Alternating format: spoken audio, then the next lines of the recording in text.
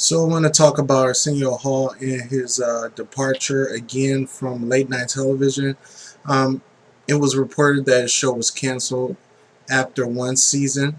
However, there's something not right about that because he had 2 years as a renewed promise. Basically, his show got picked up for a second season.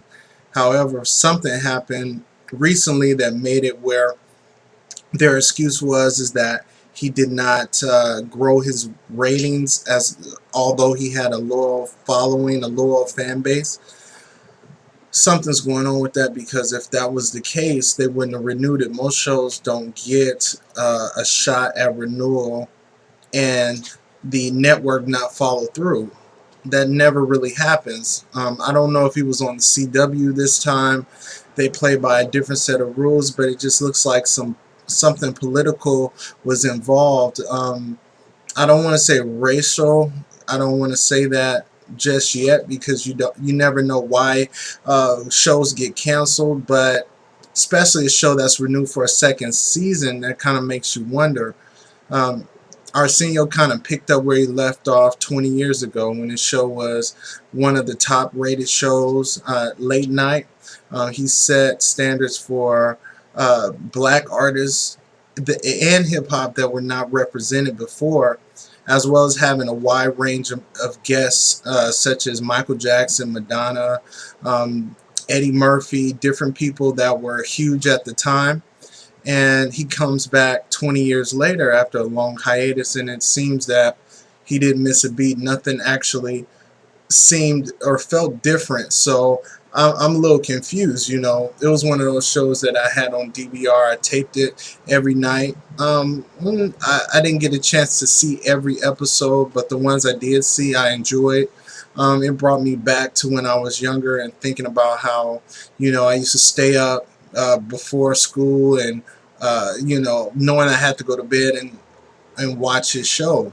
And he really set a barrier of groundbreaking television for basically saying yes to a certain type of artist, a certain type of guest, saying yes to them, which allow the world at a glance, the mainstream media, to actually be invited to see a new artist that most likely would not get the chance to go on Leno or Letterman or things like that.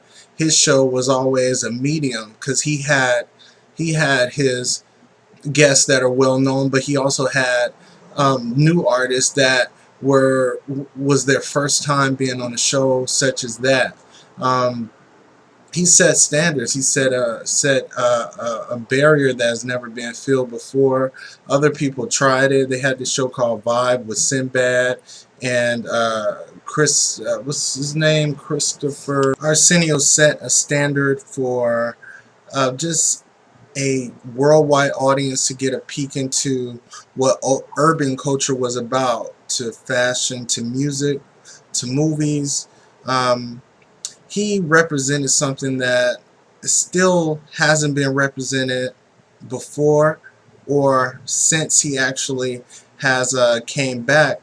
Um, he represented a truth as to the generational differences that you might see with other shows like Leno and Letterman. You might have a older crowd, but you might have a certain demographic. Um, Arsenio was able to cater to all of those demographics in one show. So it was just a preference whether you like Kimmel, if you liked Fallon, or if you like Conan or Letterman or Leno. Having all those different choices, it was good, but it was only one person of color in that mix. And the difference is that Leno could leave after 25 years on the air, but his void can be filled because you can just bring in Fallon. Fallon is young, funny, but he caters to that same type of demographic. However, when it came to Arsenio, he was able to bring something always needed. So him leaving the first time, it the void wasn't filled for 20 years, and then when he came back, you got a taste of what was to come and a little bit of past and a little bit of future. But then when the news comes that he's canceled, who's going to fill that void? You know, is it going to be another 20 years? Is it going to be another host? Or, you know, will a network have the courage to actually give him another shot on another network? I mean, I would say I've been hearing OWN, you know, fill a late night slot, same time on just a cable TV network, TBS. It could be, let's see, TNT. It could be any type of network that's willing to understand that there is a gap and it needs to be filled. It needs to be an urban representative. It really does, because um, it gives us a reason to go to bed a little earlier. People that actually watch this show, you know, it's kind of sad though that it seems like he wasn't given a chance. You know, if you were going to cancel the show, just say, hey, I canceled it, it's done. But not renew him for a second season and say, hey, you know what, we changed our mind. You just don't do that. I've never actually seen that. I mean, I'm sure it happened before, but it's almost like you haven't given them a chance to really attain a new audience. You haven't, you know. I heard that he was actually in a process of hiring new writers, and that's a good thing. You know, that's definitely a good thing. But on the flip side, you have a formula that always worked. It always worked before. He had good ratings now, you know, for his show. They might have declined in certain aspects, but so have other shows' ratings declined. It's always strong when the season starts out, and then it becomes routine, and the actual ratings dip a little bit. But in his case, he had nothing but room to grow. You know, he had a whole roster of artists that he could pull out that would do his show in a heartbeat. Then you had new people that came out in the last 15 years that have never gotten an opportunity to be on Arsenio Hall. And they would be so grateful to be on Arsenio Hall that they would do it in a heartbeat. So that was a definite mistake for the CW to cancel Arsenio, not giving him a chance to do what he does. And I just hope another network picks his show up, because it's needed. It's represented. You know, I'm a screenwriter. I would love to be on his show. I know a lot of people that are actors, screenwriters in different aspects of the entertainment industry. They would love to be on his show, be interviewed by him. The thing about Arsenio, he had a magic. He had a way of engaging with the guests and making them and everyone at home believe that he was very invested and interested in what they've done. Although, you know, he might be just that good. You know, he might be able to play it off, but on film, it looks like he actually is really engaged into what they're doing, and he's concerned, and he's a feeling, thinking type of person. And these are all the things that brought him back. And, you know, you never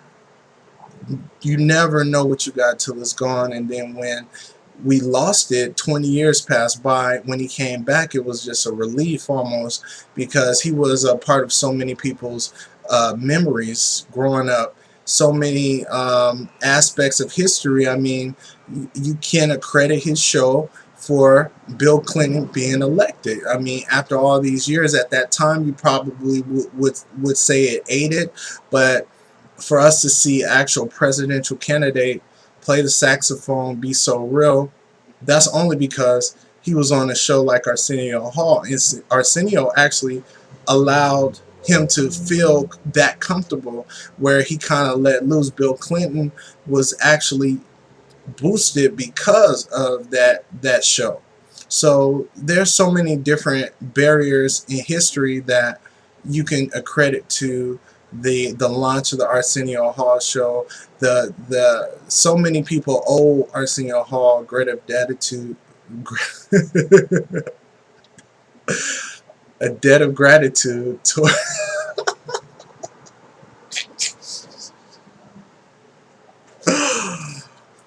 Sorry, I'm silly.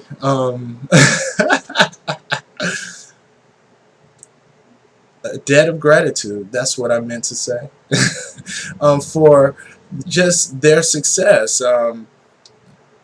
So many careers were started, and I just hope that everyone could kind of rally behind the show. If there's a petition, I'm gonna sign it. You should too. If there's something that allows him to get another deal with another network with the same show, that'd be great. If you want to redesign the show around Arsenio Hall, that's fine too. You know, give him that opportunity and that chance, and never renew a second season if you're not going to follow through. It just does not look right. It looks like something else is involved, something that we don't know about, but it's not. It's something we can only speculate about. And I hope it has nothing to do with the urban appeal either. I hope it doesn't have anything to do with the same thing that made him successful in the first place. I hope it's not too urban for the mass media. I just hope it's not too urban. It's okay to have 2 Chainz, and it's okay to have Lana Del Rey on the show. It's just okay. It would be fine, to mix that type of difference in music together. It's okay. And he was a safe place. Arsenio Hall show was a safe place for people to come on, let loose, feel comfortable, and be different and diverse. You can have white artists that cater to a certain crowd still be on Arsenio Hall. You can have a hip-hop artist that represented a different type of crowd, and they could be on Arsenio Hall show. You could have producers DJing. You can have, which he's done, he's brought producers on his show. So you can see that there's a lot of opportunity there with the Arsenio Hall show being canceled, because it also it brings a negative to the network. However, it brings a positive in terms of support that's not lost, because they decided to basically give up on something that they don't understand. Maybe there were new executives that were not a part of the era of Arsenio Hall that said we don't get it. Who knows? So I hope people write in. I hope people send emails. I hope people rally for another network to pick it up, and I believe it's going to happen. I'm going to just say it now. I believe another network is going to come in there. They're going to take over, and they're going to allow him to do what he does bigger and better. Okay? All right, so go to my website, 2312onblast.com. I'm going to cover some more issues in this video. I just want to have that as the midway point. I wanted to talk about Justin Bieber saying the N-word when he was 15. Well, kids are kids. Kids say a lot of different things.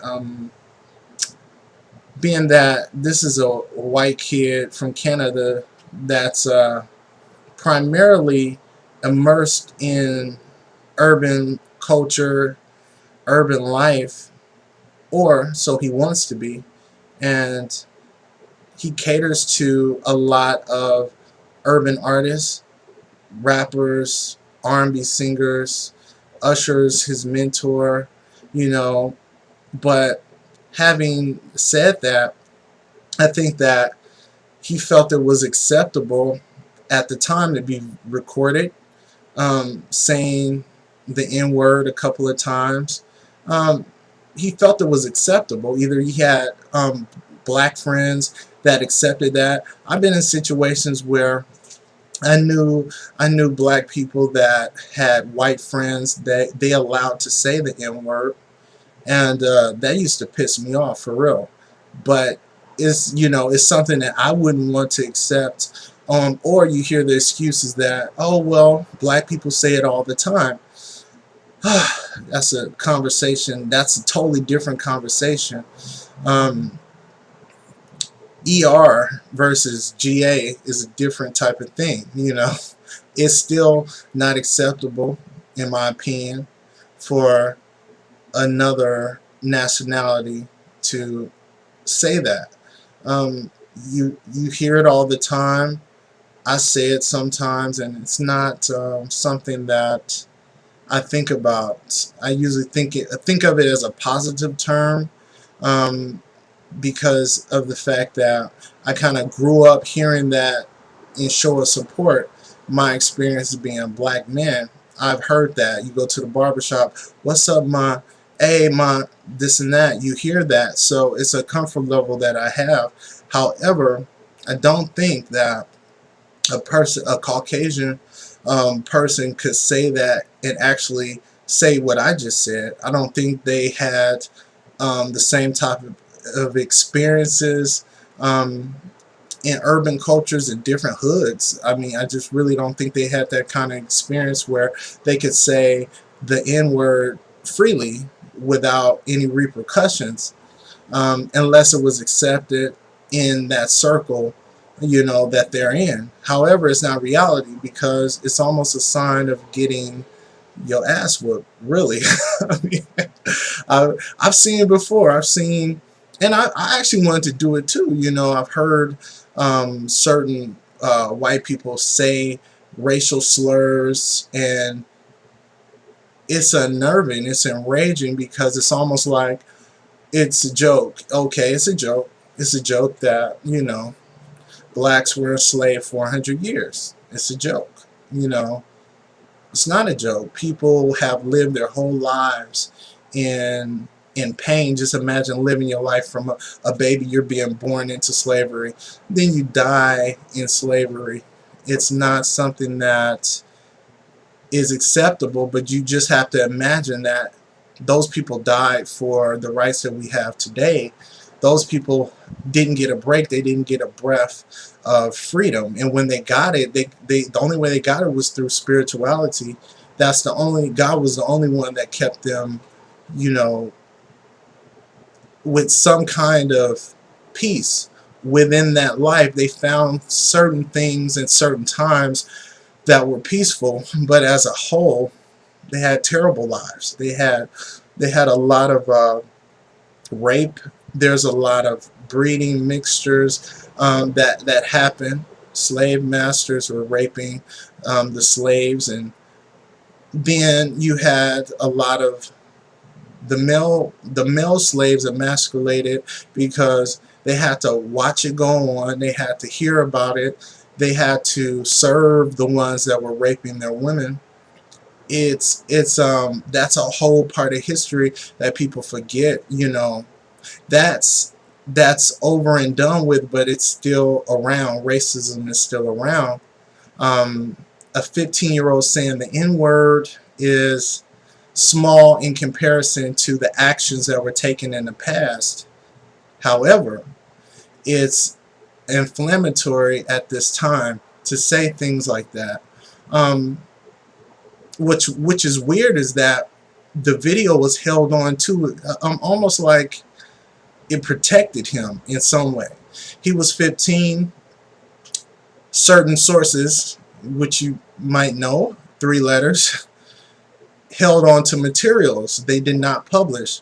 Now, they didn't publish this, first either to bring it out, 4 years later. They're just kind of recapping, but they are announcing that they had the tape 4 years ago. So I don't know if that means that they want partial credit for holding on to this tape. Now that the tape is exposed by a British source, the tape just showed Justin cracking jokes, and I'll let you guys read up on what that joke was. I don't want to repeat the same words that he said, but in joking juvenile way as a kid, I believe that Justin kind of was very immature at that point. But now, being that he is a adult, supposedly adult, I believe also that he has remorse for something in the past. I believe that he's had the luxury and the comfort to say it behind closed doors. I don't know if he still says it, but I also believe that he basically has some kind of remorse as to the seriousness of it. seeing that this is something that ignites a lot of tension race-wise. Um, it's no different from Donald Sterling, only because it's just a pointed racism at something that's a part of history that should not be joked about. It should not be made fun of. Um, Honestly, if he was a black artist and he said that, it wouldn't be a big issue. But that would go back to the points that I said earlier.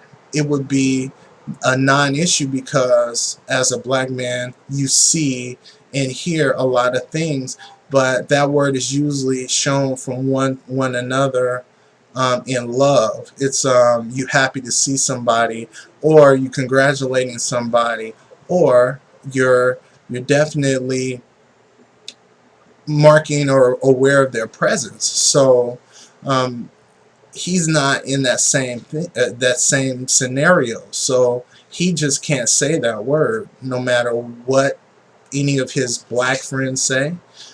Even if he hears a lot of his black friends say it, he can't say it.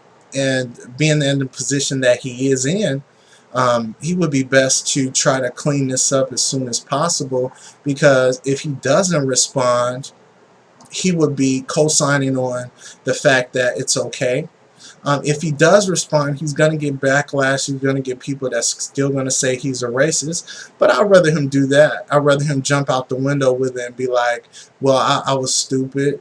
I made a dumb mistake. I said something that I actually heard, but I understand why I can't say it. I would like for him to say, I understand why I can't say this word, and versus coming on and acting like, oh, well, it was my past, and, a lot of us say things that we don't mean to say. That's a bunch of bullshit. Let's keep it real.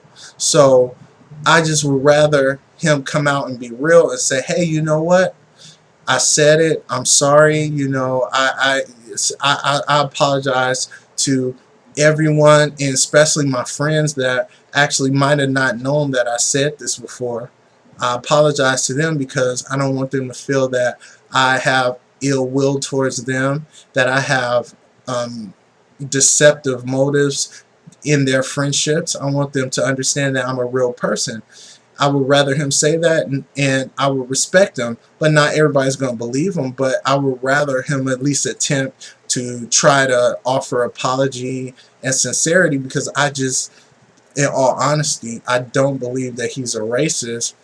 Because if he was, I believe he would have said more, and I believe he would have not immersed himself in black culture as he's done in the last couple of years. So as far as the Justin Bieber thing, it's up to you to decide whether he's a racist or not. You let me know what you think. And also check out my blog, 2312 on Blast. Now, I'm going to post more things. I'm just working so much that it's kind of hard to do, but I'm going to do it again. I have other channels that have a lot of views. I'm building this channel up because it goes with my website. So if you want to check out my old videos with a lot of views, go to Darrell Entertainment or go to Funny in Inc.